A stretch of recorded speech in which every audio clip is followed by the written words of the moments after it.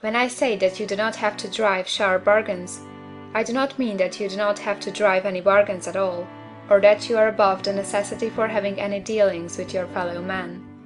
I mean that you will not need to deal with them unfairly. You do not have to get something for nothing, but can give to every man more than you take from him. You cannot give every man more in cash market value than you take from him, but you can give him more in use value than the cash value of the thing you take from him. The paper, ink, and other material in this book may not be worth the money you pay for it, but if the ideas suggested in it bring you thousands of dollars, you have not been wronged by those who sold it to you. They have given you a great use value for a small cash value. Let us suppose that I own a picture by one of the greatest artists, which, in any civilized community, is worth thousands of dollars. I take it to Baffin Bay, and by salesmanship induce an Eskimo to give a bundle of furs worth 500 for it. I have really wronged him, for he has no use for the picture. It has no use value to him. It will not add to his life. But suppose I give him a gun, worth $50 for his furs. Then he has made a good bargain. He has use for the gun. It will get him many more furs and much food. It will add to his life in every day. It will make him rich. When you rise from the competitive to the creative plane, you can scan your business transactions very strictly, and if you are selling any man anything which does not add more to his life than the thing he gives you in exchange, you can afford to stop it. You do not have to beat anybody in business, and if you are in a business which does beat people, get out of it at once. Give every man more in use value than you take from him in cash value. Then you are adding to the life of the world by every business transaction. If you have people working for you, you must take from them more cash value than you pay them in wages. But you can so organize your business that it will be filled with the principle of advancement, and so that each employee who wishes to do so may advance a little every day. You can make your business do for your employees what this book is doing for you. You can so conduct your business that it will be a sort of ladder, by which every employee who will take the trouble may climb to riches himself, and given the opportunity, if he will not do so, it is not your fault. And finally, because you are to cause the creation of your riches from formless substance which permeates all your environment, it does not follow that they are to take shape from the atmosphere and come into being before your eyes. If you want a sewing machine, for instance, I do not mean to tell you that you are to impress the thought of a sewing machine on thinking substance until the machine is formed without hands, in the room where you sit or elsewhere. But if you want a sewing machine, hold the mental image of it with the most positive certainty that it is being made, or is on its way to you. After once forming the thought, have the most absolute and unquestioning faith that the sewing machine is coming. Never think of it or speak of it in any other way than as being sure to arrive. Claim it as already yours. It will be brought to you by the power of the Supreme Intelligence acting upon the minds of men. If you live in Maine, it may be that a man will be brought from Texas or Japan to engage in some transaction which will result in your getting what you want.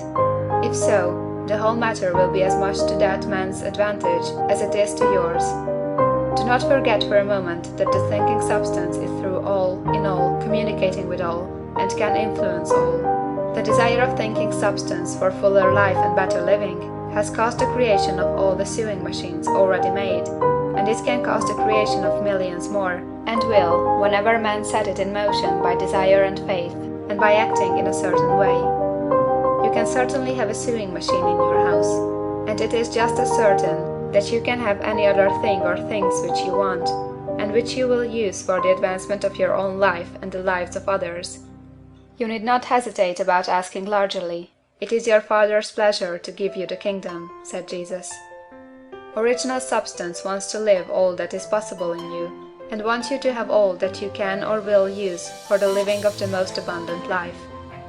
If you fix upon your consciousness the fact that the desire you feel for the possession of riches is one with the desire of omnipotence for more complete expression, your faith becomes invincible.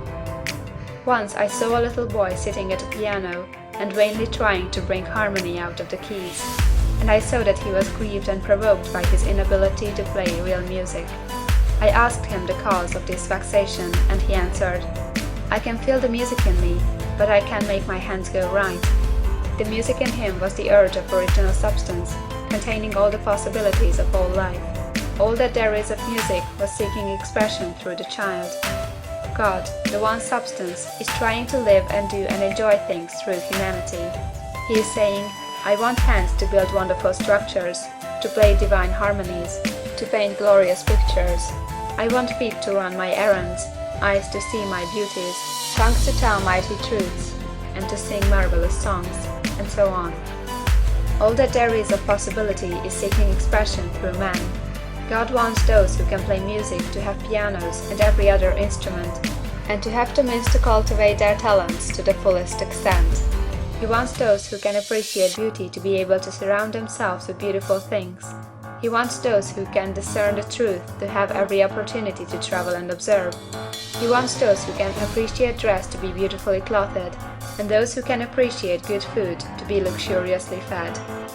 He wants all these things because it is himself that enjoys and appreciates them. It is God who wants to play and sing and enjoy beauty and proclaim truth and wear fine clothes and eat good foods. It is God that worketh in you to will and to do, said Paul.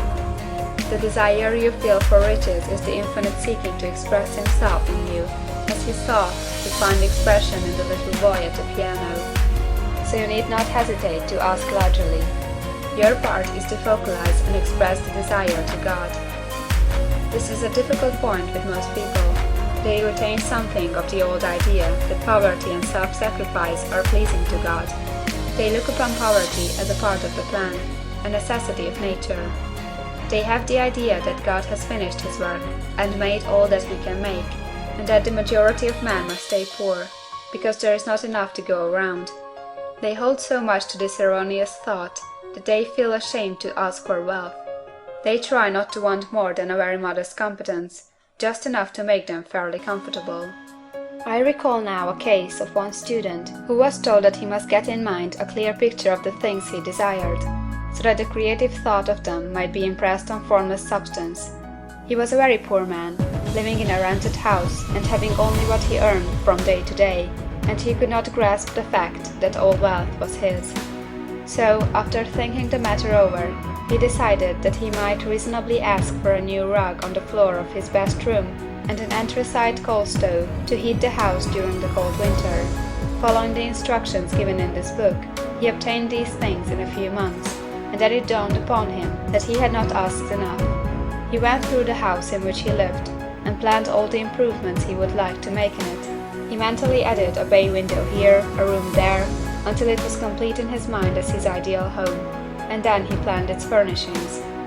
Holding the whole picture in his mind, he began living in the certain way, and moving toward what he wanted, and he owns the house now, and is rebuilding it after the form of his mental image, and now, with still larger faith, he is going on to get greater things.